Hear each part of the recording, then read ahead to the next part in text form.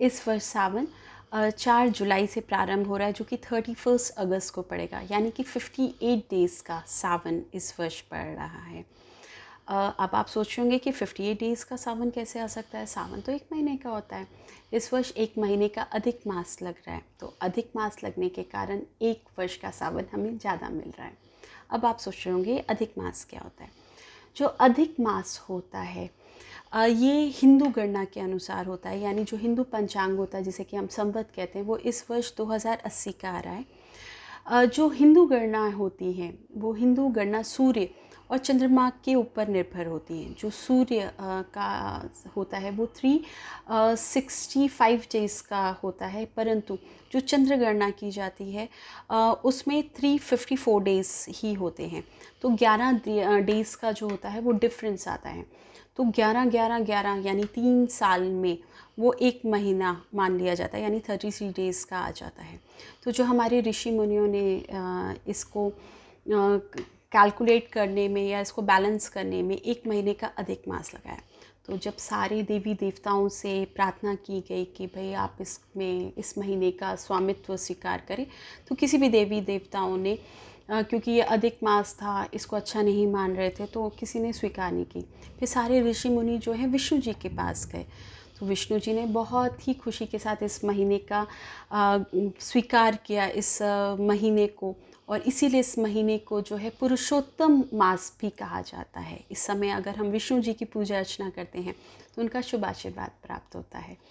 तो इस वर्ष सावन में ये अधिक मास आने के कारण हमें शिव जी का और हरि का दोनों का ही आशीर्वाद प्राप्त होगा, क्योंकि इस समय अगर हम हरि की पूजा करते हैं तो उनका भी आशीर्वाद प्राप्त होता है। शिव जी के साथ हम हरि जी की पूजा करेंगे तो सोचिए, शिव शक्ति और विष्णु जी का आशीर्वाद एक साथ प्राप्त हो रहा है। तो ये महीना कितना इम्पोर्टेंट है। ये 19 वर्ष के बाद आ रहा है ऐसा शुभ संयोग।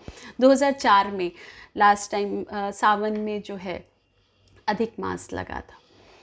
अब इस महीने क्या नहीं किया जाता? जो अधिक मास होता है इसमें जो है गृह प्रवेश नहीं किया जाता, मुंडन संस्कार नहीं किया जाता, शादी विवाह नहीं किया जाता, इस तरीके के कार्य नहीं, निषेध माने जाते हैं।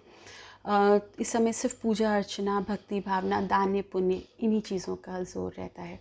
तो इस सावन में अधिक मास लगने, अधिक मास जो है 18 जुलाई से लग रहा है और 16 अगस्त तक रहेगा।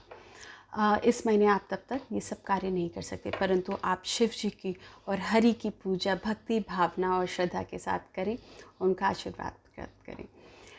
इस महीने जो है संक्रांति नहीं लगती, यानी जब अधिक मास होता है उस समय संक्रांति, सूर्य संक्रांति नहीं होती, क्योंकि एक महीने से दूसरे महीने का जो डिफरेंस होता है वो सूर्य संक्रांति पर डिपेंड करता है। तो इस महीने की संक्रांति निषेध होती है, इसीलिए ये सब चीज़ें जो है मुंडन संस्कार वगैरह जो होता है वो निषेध होता है। आपने हिरण्यकश्यप का सुना होगा। तो हिरण्यकश्यप ने जब ब्रह्मा जी से वरदान मांगा था, तो जो विष्णु जी ने हिरण्यकश्यप का वध किया था वो भी अधिक मास में किया था। तो अधिक मास कितना इम्पोर्टेंट होता है हमें विष्णु जी की पूजा के लिए, और शिव जी के साथ इसका संयोग बनना बहुत ही शुभ संयोग है। तो इस महीने आप शिव जी, विष्णु जी की पूजा अर्चना कीजिए, दान पुण्य कीजिए और भक्ति भावना के साथ जुड़े रहिए। अब इस महीने आपने क्या क्या चीज़ें करनी हैं? आपको सुबह जल्दी उठना है, सूर्य उदय होने के पहले कोशिश कीजिए उठिए। उठने के बाद मंदिर को साफ़ कीजिए। शिवलिंग पे हो सके तो रोज़ ही जो है आप दूध से अभिषेक कीजिए, जल से अभिषेक कीजिए। परंतु अगर आप रोज़ नहीं कर सकते, कम से कम जलाभिषेक पर डे अवश्य करिए। इसके अलावा आप शिव जी का अभिषेक दूध से कर सकते हैं, दही से कर सकते हैं, घी से कर सकते हैं, गन्ने के रस से कर सकते हैं, शहद के रस से कर सकते हैं, शहद से कर सकते हैं। जितना भी आप अभिषेक करेंगे उतना पुण्य प्रताप प्राप्त होता है। बेलपत्र शिव जी को अवश्य चढ़ते हैं, चंदन अवश्य लगता है। इसके अलावा जो है शिव जी को जो है सफ़ेद पुष्प बहुत प्रिय हैं, तो बेला, मोगरा या मदार का पुष्प जो है शिव जी पे अवश्य चढ़ाइए, जिससे कि उनका शुभ आशीर्वाद प्राप्त होता है।